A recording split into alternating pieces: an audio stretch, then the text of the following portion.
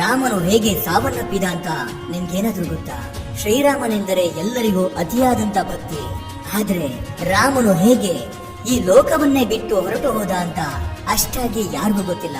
ಹಾಗೆ ಲಕ್ಷ್ಮಣನು ಹೇಗೆ ಸಾವನ್ನಪ್ಪಿದ, ಹನುಮಂತನ ಕಣ್ತಪ್ಪಿಸಿ ಅವನಿಗೆ ಯಾಮಾರಿಸಿ ರಾಮನು ಏಕೆ ತನ್ನ ಪ್ರಾಣವನ್ನೇ ತ್ಯಾಗ ಮಾಡಿದ, ರಾಮನನ್ನ ಉಳಿಸಿಕೊಳ್ಳಲು ಹನುಮಂತನ ಪರದಾಟ ಹೇಗಿತ್ತು ಅಂತ ಕೇಳಿದ್ರೆ ನಿಜಕ್ಕೂ ಕಣ್ಣಲ್ಲಿ ನೀರು ಬರುತ್ತೆ.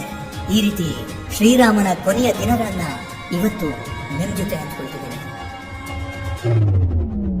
ಶ್ರೀರಾಮನು ರಾವಣನನ್ನ ಸಂಹಾರ ಮಾಡ್ತಾನೆ. ಇನ್ನು ತ್ರೇತಾಯುಗ ಮುಗಿದು ಹೋಗುವ ಸಮಯ ಬರುತ್ತೆ. ಶ್ರೀರಾಮನು ಸಾವನ್ನಪ್ಪುವ ಸಮಯ ಕೂಡ ಹತ್ತಿರ ಬಂದಿದ್ರಿಂದ ಬ್ರಹ್ಮದೇವ ಮತ್ತು ಶಿವನು ಇಬ್ಬರು ಯಮನಿಗೆ ನೀನು ಶ್ರೀರಾಮನ ಹತ್ತಿರ ಹೋಗುವ ಸಮಯ ಬಂತು ಅಂತ ಹೇಳ್ತಾರೆ. ಆದ್ರೆ ಯಮಧರ್ಮರಾಜ ಎಷ್ಟೇ ಪ್ರಯತ್ನ ಮಾಡಿದ್ರು ರಾಮನ ಹತ್ತಿರ ಹೋಗೋದು ಆಗಿರ್ಲಿ, ಕನಿಷ್ಠ ಅವನ ರಾಜ್ಯಕ್ಕೂ ಕಾಲಿಡೋಕಾಗ್ಲಿಲ್ಲ. ಯಾಕಂದ್ರೆ ರಾಮನ ಭಕ್ತ ಹನುಮನು ಯಾವಾಗಲೂ ರಾಮನ ಜೊತೆಯಲ್ಲೇ ಇರುತ್ತಾ ರಾಮನಿಗೆ ಅದೇನೇ ಸಮಸ್ಯೆ ಬಂದ್ರು ಮೊದಲು ನನ್ನನ್ನ ದಾಟಿ ಅನಂತರ ರಾಮನ ಹತ್ತಿರ ಹೋಗ್ಬೇಕು ಅಂತ ಯಮನನ್ನ ತಡೆಯುತ್ತಿದ್ದ. ಇದರಿಂದ ಒಂದು ದಿನ ರಾತ್ರಿ ಶಿವನು ರಾಮನ ಕನಸಿನಲ್ಲಿ ಬಂದು, ನಿನ್ನ ಅವತಾರ ಕೊನೆಗೊಳ್ಳುವ ಸಮಯ ಬಂತು ರಾಮ, ಯಮನು ನಿನ್ನ ರಾಜ್ಯದ ಹೊರಗೆ ನಿನಗಾಗಿ ಎದುರು ನೋಡುತ್ತಿದ್ದಾನೆ. ಆದರೆ ನಿನ್ನ ಪ್ರಾಣಕ್ಕೆ ಹನುಮಂತನು ಅಡ್ಡಲಾಗಿ ನಿಂತಿದ್ದಾನೆ ಎಂದನು. ಆಗ ರಾಮನಿಗೆ ಎಲ್ಲವೂ ಅರ್ಥವಾಗಿ ಹನುಮಂತನ ಕಣ್ತಪ್ಪಿಸಿ ನಾನು ಪ್ರಾಣವನ್ನ ಬಿಡೋದಾದ್ರೂ ಹೇಗೆ ಎಂದುಕೊಳ್ಳುತ್ತಾ ಮಾರನೆಯ ದಿನ ರಾಮನು ಸೀತೆ ಕೊಟ್ಟಿದ್ದಂತ ಉಂಗುರವನ್ನ ತೆಗೆದುಕೊಂಡು ಒಂದು ರಂಧ್ರದಲ್ಲಿ ಹಾಕಿ ಹನುಮಂತನನ್ನ ಕರೀತಾನೆ.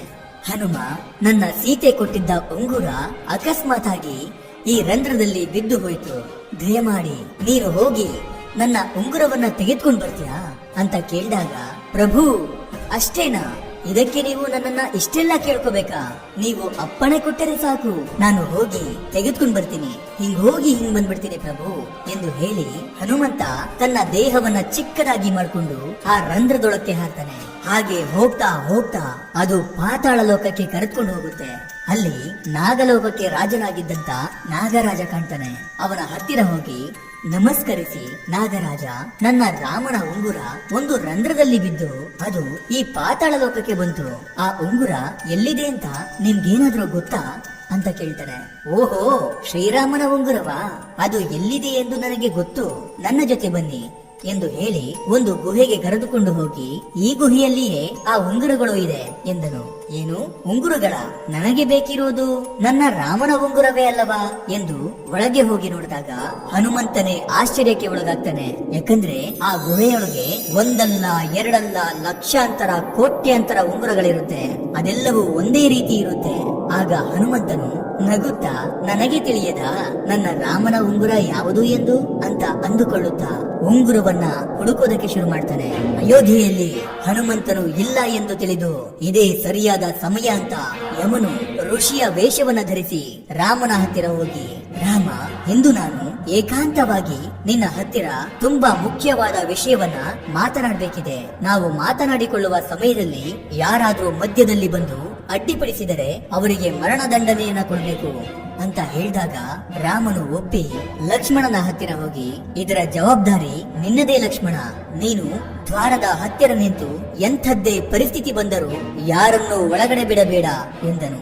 ಸರಿ ಅಣ್ಣ ಎಂದು ಹೇಳಿ ಲಕ್ಷ್ಮಣನು ದ್ವಾರದ ಹತ್ತಿರ ಕಾವಲಾಗಿ ನಿಂತನು. ಒಳಗಡೆ ಋಷಿಯ ವೇಷದಲ್ಲಿದ್ದಂತ ಯಮನು ರಾಮನ ಹತ್ತಿರ, ಸ್ವಾಮಿ, ಶಿವನು ಮತ್ತು ಬ್ರಹ್ಮನ ಆಜ್ಞೆಯಿಂದಾಗಿ ನಾನಿಲ್ಲಿಗೆ ಬಂದಿದ್ದೇನೆ.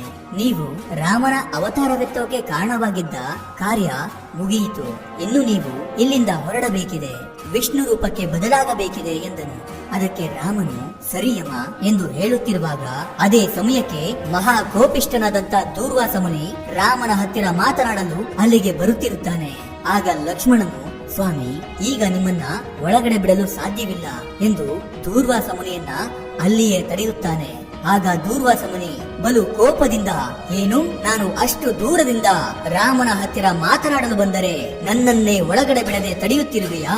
ಇದರಿಂದ ಶ್ರೀರಾಮನು ನನಗೆ ತುಂಬಾ ಅವಮಾನವನ್ನ ಮಾಡಿದಂತಾಗುತ್ತೆ. ಈಗ ನೀನು ನನ್ನನ್ನು ಒಳಗಡೆ ಬಿಡದೆ ಹೋದರೆ ನಾನು ರಾಮನನ್ನ ಶಾಪಗ್ರಸ್ತನನ್ನಾಗಿ ಮಾಡುತ್ತೇನೆ ಎಂದನು. ತನ್ನಣ್ಣನಿಗೆ ತೊಂದರೆಯಾಗುವುದನ್ನ ಲಕ್ಷ್ಮಣನು ಎಂದಿಗೂ ಒಪ್ಪೋದಿಲ್ಲ. ಹಾಗಂತ ಒಳಗಡೆ ಹೋದರೆ ಮರಣದಂಡನೆ ಆಗುತ್ತೆ. ಇದರಿಂದ ಲಕ್ಷ್ಮಣನಿಗೆ ನಾನೇನು ಮಾಡಬೇಕು ಅಂತ ತಿಳಿಯದೆ ಅಣ್ಣನನ್ನ ಪಾರು ಮಾಡೋಕೆ ತಾನೇ ಪ್ರಾಣ ತ್ಯಾಗವನ್ನ ಮಾಡೋಕೆ ಮುಂದಾಗಿ ಒಳಗಡೆ ಬಂದು ತಲೆಬಾಗಿ ದೂರ್ವಾಸ ಮುನಿ ಬಂದಿದ್ದಾರೆ ಎಂದನು. ಲಕ್ಷ್ಮಣನು ಒಳಗಡೆ ಬರ್ತಿರೋದನ್ನ ಕಂಡಂತ ರಾಮನು, ಅಯ್ಯೋ ಲಕ್ಷ್ಮಣ, ಎಂತಹ ಕೆಲಸವನ್ನ ಮಾಡಿಬಿಟ್ಟೆ, ನಿನಗೆ ತಿಳಿಯದಾ ಒಳಗಡೆ ಬಂದರೆ ಏನಾಗುತ್ತದೆ ಎಂದು? ಈಗ ನಾನು ನಿನಗೆ ಮರಣ ದಂಡನೆಯನ್ನ ಕೊಡಬೇಕು ಅಂತ ನೊಂದುಕೊಳ್ಳುತ್ತಲೇ ಹೇಳಿದನು. ಆಗ ರಾಮನಿಗೆ ಏನ್ ಮಾಡ್ಬೇಕು ಅಂತ ಗೊತ್ತಾಗದೆ ತನ್ನ ಗುರುವಾದ ವಸಿಷ್ಠ ಮುನಿಯನ್ನ ಕೇಳ್ತಾನೆ.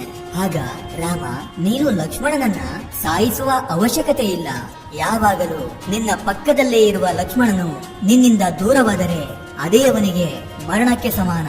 ಆದ್ದರಿಂದ ಲಕ್ಷ್ಮಣನನ್ನ ರಾಜ್ಯದಿಂದ ಬಹಿಷ್ಕಾರ ಮಾಡು ಸಾಕು ಎಂದು ಸಲಹೆ ಕೊಟ್ಟನು. ಇದನ್ನ ಕೇಳಿದಂತ ಲಕ್ಷ್ಮಣನು, ನಿನ್ನಿಂದ ದೂರವಿರೋದಕ್ಕಿಂತ ಸತ್ತು ಹೋಗೋದೇ ಮೇಲು ಅಲ್ಲವಾ ಅಣ್ಣ ಎನ್ನುತ್ತಾ ಸರಯೂ ನದಿಯಲ್ಲಿ ಜಲಸಮಾಧಿಯಾಗಿ ಹೋಗ್ತಾನೆ. ಅವನೊಂದಿಗೆ ಅವನ ಪತ್ನಿ ಕೂಡ ಜಲಸಮಾಧಿಯಾಗಿ ಹೋಗ್ತಾಳೆ. ಅವರಿಬ್ಬರು ಸತ್ತು ಹೋಗಿದ್ದನ್ನ ಕಂಡಂತ ರಾಮನು ನೋವಿನಿಂದ ಕುಗ್ಗಿ ಹೋಗಿ, ಲಕ್ಷ್ಮಣನೇ ಇಲ್ಲದೆ ಹೋದ ಮೇಲೆ ಇನ್ನು ನಾನೇಕೆ, ನಾನು ಕೂಡ ಜಲಸಮಾಧಿಯಾಗ್ಬೇಕು ಅಂತ ತೀರ್ಮಾನಿಸ್ತಾನೆ.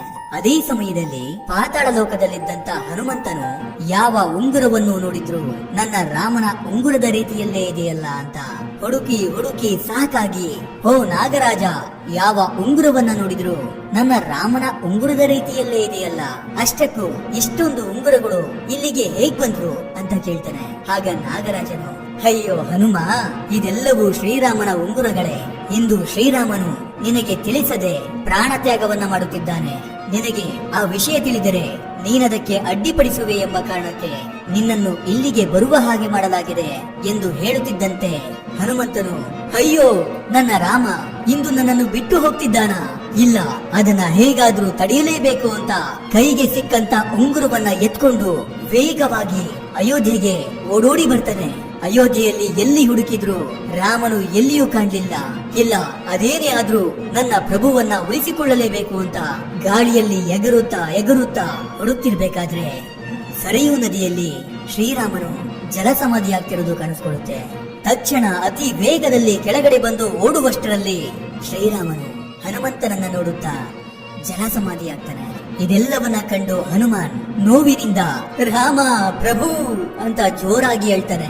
ಅಯ್ಯೋ, ಇದೆಲ್ಲವೂ ನನ್ನ ತಪ್ಪೆ, ನನಗೆ ಬುದ್ಧಿ ಇಲ್ಲ. ಒಂದು ನಿಮಿಷದಲ್ಲಿ ಬರ್ತೀನಿ ಎಂದು ಹೇಳಿ ಹೋದವನು ಎಷ್ಟೊಂದು ಸಮಯ ವ್ಯರ್ಥ ಮಾಡಿಬಿಟ್ಟೆ. ನನ್ನಿಂದಲೇ ಇಂದು ನೀನು ನನ್ನಿಂದ ದೂರವಾಗ್ಬಿಟ್ಟಿಯಲ್ಲ ರಾಮ ಅಂತ ಕಣ್ಣೀರನ್ನ ಹಾಕಿರ್ಬೇಕಾದ್ರೆ ಹನುಮಂತನ ಆಕ್ರಂದನ ಮುಗಿಲು ಮುಟ್ಟುತ್ತೆ. ಆಗಾಗಲೇ ರಾಮನು ವಿಷ್ಣು ರೂಪವನ್ನ ಪಡ್ಕೊಂಡು ಹನುಮಂತನ ನೋವನ್ನ ಕಂಡು ಪ್ರತ್ಯಕ್ಷನಾಗಿ, ಹನುಮ, ಇದರಲ್ಲಿ ನಿನ್ನ ತಪ್ಪು ಯಾವುದೂ ಇಲ್ಲ. ನೀನು ಎಷ್ಟು ಪ್ರಯತ್ನಿಸಿದರೂ ನಡೆಯುವುದನ್ನ ತಡೆಯುವುದಕ್ಕೆ ಸಾಧ್ಯವಿಲ್ಲ ಅಂತ ಹೇಳ್ತಾನೆ. ಪ್ರಭು, ನಾನು ಕೂಡ ನಿಮ್ಮೊಂದಿಗಿರಲು ನಿಮ್ಮ ಜೊತೆಗೆ ಬರುತ್ತೇನೆ ಎಂದನು. ಆಗ, ಬೇಡ ಹನುಮ, ನಿನ್ನಂತ ಭಕ್ತನು ಈ ಭೂಮಿಯ ಮೇಲೆ ಇದ್ದು ಧರ್ಮದ ರಕ್ಷಣೆ ಮಾಡಬೇಕು. ನೀನು ಎಂದೆಂದಿಗೂ ಚಿರಂಜೀವಿಯಾಗಿರು ಎಂದನು. ಈ ರೀತಿಯಾಗಿತ್ತು ರಾಮನ ಕೊನೆಯ ದಿನಗಳು. ಶ್ರೀರಾಮ ಮತ್ತು ಹನುಮಂತನ ಬಾಂಧವ್ಯವನ್ನ ಕಂಡು ನಿಮ್ಗೇನನಿಸ್ತು ಅಂತ ಕಮೆಂಟ್ ಮಾಡಿ ತಿಳಿಸಿ. ಇದಿಷ್ಟು ಇವತ್ತಿನ ವಿಡಿಯೋ. ಈ ವಿಡಿಯೋ ನಿಮ್ಗೆ ಇಷ್ಟ ಆಗಿರುತ್ತೆ ಅನ್ಕೊಂಡು ಮತ್ತೊಂದು ಹೊಸ ವಿಷಯದೊಂದಿಗೆ ಮತ್ತೆ ಬರ್ತೀನಿ. ಕೊನೆಗೆ ನನ್ನ ಈ ಶ್ರಮಕ್ಕೆ ನಿಮ್ಮಿಂದ ಬಯಸೋದು ಕೇವಲ ಒಂದು ಮೆಚ್ಚುಗೆಯನ್ನು ಮಾತ್ರ. Anyway, thank you for watching.